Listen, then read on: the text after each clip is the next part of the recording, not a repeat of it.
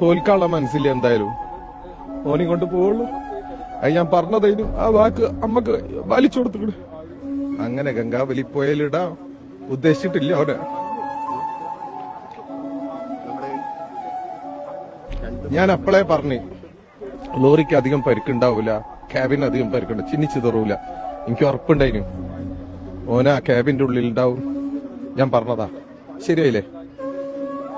ഉറപ്പായിട്ടും ഓനെയും കൊണ്ടിട്ട് നമ്മൾ പോവുള്ളൂ. ആ ഒരു ഉറപ്പാണ് കുടുംബത്തിന് നൽകിയിരുന്നത്.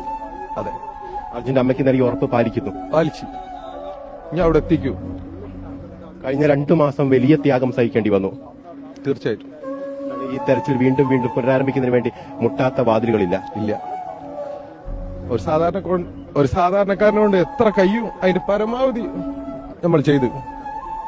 ഒരു ഡ്രൈവറെ കണ്ടെത്തുന്നതിന് എന്തിനു നിങ്ങൾ ഇത്രയേറെ മുന്നോട്ട് ഇങ്ങനെ